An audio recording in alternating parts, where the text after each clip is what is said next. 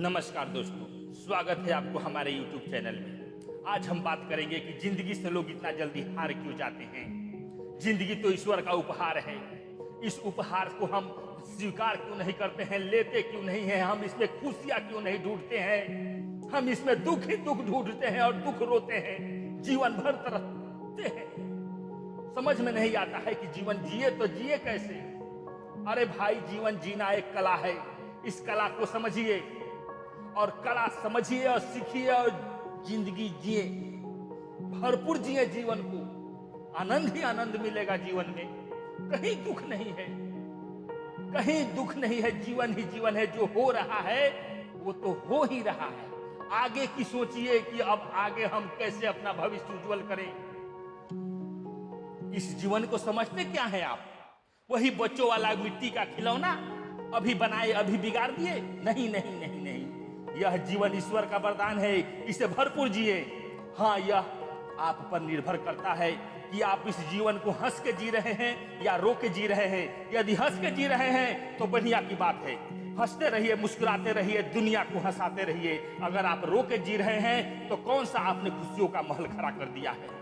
समझिए, अगर आप खुद दुखी हैं, निराश हैं, रो रहे हैं, तो आपके आसपास आप जिस माहौल में रह रहे हैं वह पूरा का पूरा माहौल निराश है, दुखी है। उसी समाज में आपका उठना बैठना हो रहा है। याद रखिएगा, जैसा खाइएगा अन्न वैसा रहेगा मन, जैसा पीजिएगा पानी वैसी होगी वाणी, जैसा कीजिएगा संगत वैसी चढ़ेगी रंगत। आप एक दुख का रोना रो रहे हैं तो आपके साथ वाला 4 दुख का रोना रो रहा है। आपने कभी हिम्मती लोगों से, गंभीर लोगों से, ज्ञानी लोगों से संगत ही नहीं किया है। जो आप सीख रहे हैं वही दोहराइएगा। आपसे बड़े लोगों का संगत कीजिए, अपने से बड़े लोगों का संगत कीजिए, हिम्मती लोगों के साथ उठना बैठना कीजिए, ज्ञानी लोग, संत लोगों के पास कुछ समय दीजिए। गौर कीजिए उनके एक एक बातों पर। टेंशन वाली बात को वो यूं कैसे चुटकियों में हल कर लेते हैं। विद्वानों ने यह बात कही है कि जीवन एक कला है। बड़े बड़े विद्वानों ने यह बात कही है कि जीवन एक कला है। इस कला को समझिए, समझ में ना आए तो सीखिए, अच्छा और बुरा में अंतर समझिए। जो भी आपके सुख और दुख संपन्न दिख रहा है आपके मुताबिक कि हाँ फलाने का जीवन खुशहाल है, जो भी व्यक्ति आपको सुखी और संपन्न दिख रहा है आपके मुताबिक कि हाँ फलाने का जीवन खुशहाल है, तो उसका अनुसरण कीजिए। ईश्वर ने आपको भी खुशहाल व्यक्ति से अलग नहीं बनाया है। आपके भी हाथ दिए हैं, पाँव दिए हैं, आंख दिए हैं, नाक दिए हैं, कान दिए हैं, सब कुछ दिया है ईश्वर ने।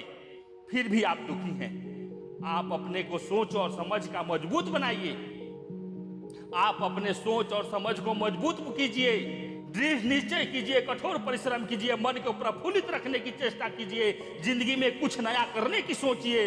मन की हार से आदमी की हार हो जाती है और मन की जीत से ही आदमी की जीत हो जाती है। कोई दर्द आपको सता रहा है, कोई गलानी आपको सता रही है, कोई हार आपको सता रही है, तो सब्र कीजिए, सब्र कीजिए। प्रकृति का यह नियम है। धरती में हुए गड्ढे जैसे कुछ दिन में भर जाते हैं, वैसे ही आपका भी जख्म भर जाएगा।